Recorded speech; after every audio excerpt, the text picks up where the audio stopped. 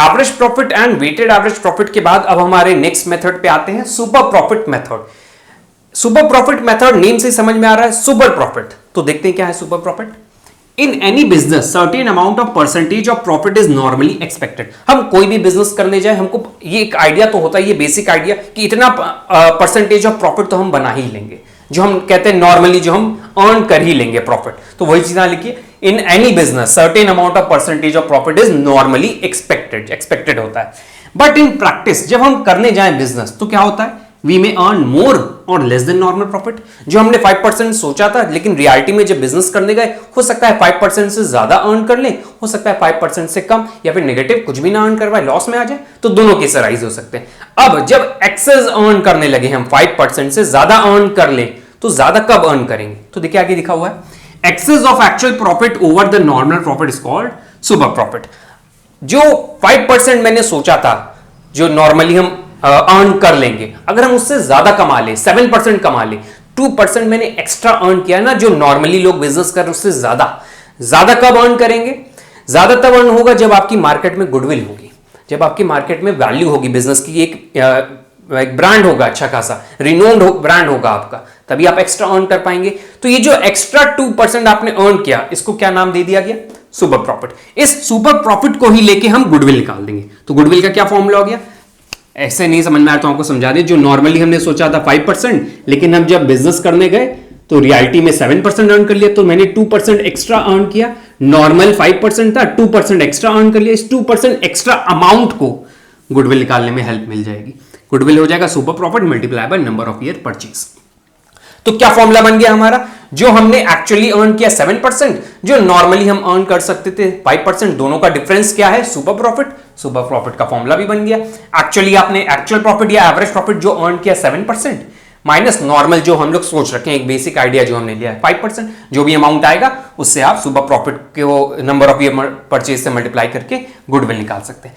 अगर क्वेश्चन में normal profit ना दिया हो तो आपको रेट ऑफ रिटर्न के थ्रू बोलेगा क्वेश्चन सॉल्व करने, तो कैपिटल जितनी लगाई है उस पर रेट ऑफ रिटर्न निकाल दीजिएगा, जो भी अमाउंट आएगा वो आपका नॉर्मल प्रॉफिट हो जाएगा। ये सिंपल सा कॉन्सेप्ट है, आपको बस ये फॉर्मूला याद रखना है और ये फॉर्मूला आपको याद रखना है सुपर प्रॉफिट का। ये तो आपको समझ में आ ही जाएगा, कैपिटल लगाकर कितना अर्न कर सकते हैं रेट ऑफ रिटर्न के थ्रू। नहीं समझ में आया तो कोई बात नहीं, अब हम एक प्रैक्टिकल सॉल्व करेंगे तो उससे आपको पूरा कॉन्सेप्ट, हम ये पूरा कॉन्सेप्ट अप्लाई करके उसमें दिखाएंगे। पूरा कॉन्सेप्ट एक्सप्लेन करने के बाद हमारा जो कंक्लूजन निकला वो 3 फॉर्मूले निकल कर आए। तो देखिए गुडविल का फॉर्मूला निकल कर आए, super profit multiply by number of year purchase, then normal profit capital invested into rate of return, अगर कैपिटल इन्वेस्टेड के अकॉर्डिंग नॉर्मल प्रॉफिट निकालने बोलता है, या फिर सुपर प्रॉफिट का फॉर्मूला लास्ट जो था, ये जो सुपर प्रॉफिट का था वो फॉर्मूला है एक्चुअल प्रॉफिट और average profit minus normal profit. तो एक क्वेश्चन स्टार्ट करते हैं। देखिए दिया हुआ the A firm earned net profits during the last 3 years. 3 year का प्रॉफिट दिया हुआ है 36, 40 and 44,000. Capital invested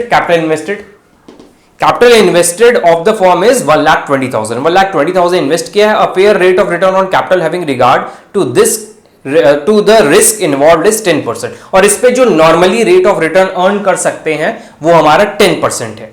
calculate value of goodwill on the basis of 3 year purchase of the super profit for the last 3 years. हमें super profit method use करके goodwill निकालना है. तो देखिए अब इस क्वेश्चन में हमें 2 चीज दी है, एक तो प्रॉफिट्स दिए हुए 3 साल के और हमें कैपिटल इन्वेस्टेड और रेट ऑफ रिटर्न दिया है. तो देखिए एवरेज प्रॉफिट हम निकाल सकते हैं. देखिए सुपर प्रॉफिट के लिए हमें एवरेज प्रॉफिट चाहिए और नॉर्मल प्रॉफिट के लिए हम ये फॉर्मूला यूज कर सकते हैं क्योंकि क्वेश्चन में कैपिटल इन्वेस्टेड दिया हुआ है. तो हम पहले एवरेज प्रॉफिट निकाल लें फिर नॉर्मल प्रॉफिट निकाल लें, कैपिटल इन्वेस्टेड 10% लगा के. तो दोनों चीज निकाल लेते हैं.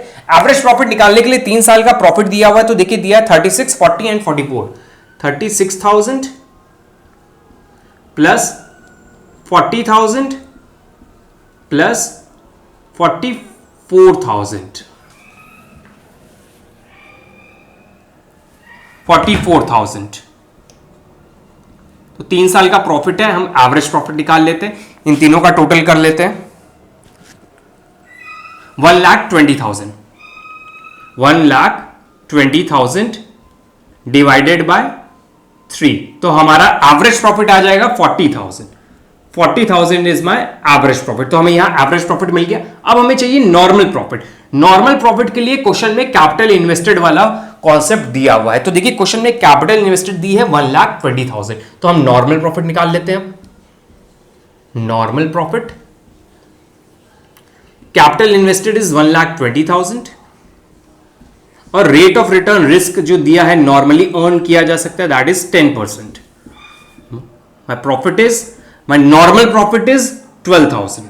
तो देखिए नॉर्मल प्रॉफिट भी मिल गया और एवरेज प्रॉफिट भी मिल गया. अब हम क्या निकाल सकते हैं? Super profit. सुपर प्रॉफिट कैसे निकलेगा? Average profit minus normal profit. Average profit is 40,000 and normal profit is 12,000. 40,000 minus 12,000 28,000. तो ये मेरा सुपर प्रॉफिट आ गया. अब देखिए सुपर प्रॉफिट मिल गया. गुडविल का फॉर्मूला क्या होता है? Super profit multiply by number of year purchase. तो क्वेश्चन में नंबर ऑफ ईयर परचेज दिया है कि नहीं वो देख लेते हैं. पहले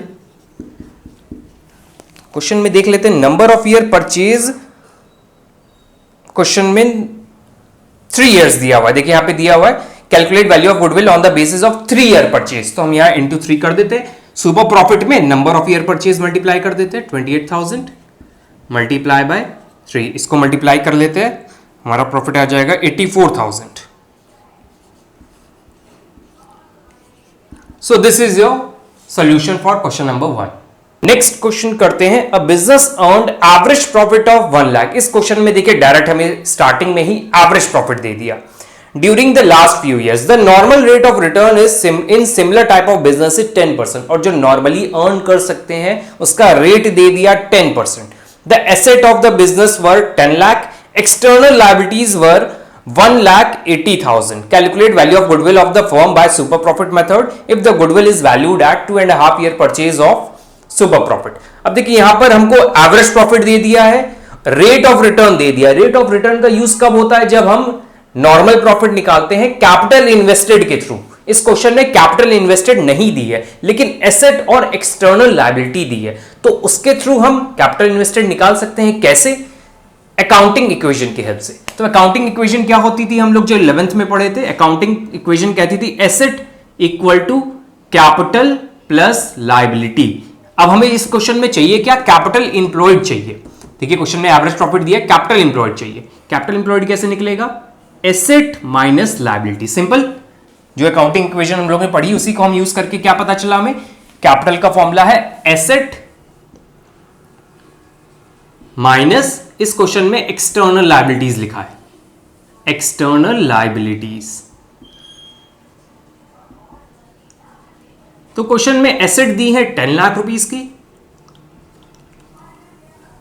and external liabilities are of rupees 1,80,000. तो हमारी कैपिटल इंप्लॉयड आ गई 8,20,000. अब हमें कैपिटल इंप्लॉयड पता चल गई तो रेट ऑफ रिटर्न 10% लगाकर नॉर्मल प्रॉफिट निकाल सकते हैं. नॉर्मल प्रॉफिट, ये नॉर्मल प्रॉफिट का कॉन्सेप्ट हमने आपको अभी स्टार्टिंग में ही बताया है, इसके पहले वाले क्वेश्चन में भी बताया था. 8,20,000 into 10%, 10/100. 82,000 is my normal profit. Normal profit, average profit, super profit निकल आएगा. Super profit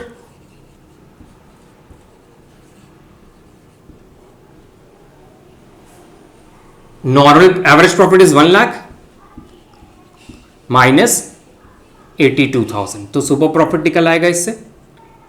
18,000 is my super profit. Goodwill का फॉर्मूला बहुत इजी है, आपको पता ही है. गुडविल का फॉर्मूला टॉप पर ही लिखा है. Goodwill equal to super profit multiply by number of year purchase. Question में देख लेते हैं नंबर ऑफ ईयर परचेज कितना दिया था. Number of year purchase is 2.5 years. तो 2.5 इसको मल्टीप्लाई कर लेते हैं. 18 2 36 and 9, 36 and 9 45,000. So goodwill is 45,000. ये कॉन्सेप्ट बस यहां पे डिफरेंट था क्योंकि यहां पर मैंने कैपिटल इंप्लॉयड निकाला. इसी तरह के क्वेश्चंस मिलेंगे आपको आगे, कुछ ज्यादा ही हाई फाई क्वेश्चन नहीं होंगे. नेक्स्ट कॉन्सेप्ट हम कैपिटलाइजेशन मेथड स्टार्ट करेंगे. उसके बाद एक एन्युटी मेथड भी होता है जो बीकॉम का होता है, तो उसको हम नहीं पढ़ाएंगे. हम जब बीकॉम पढ़ाएंगे तब उसमें उसको कवर करेंगे.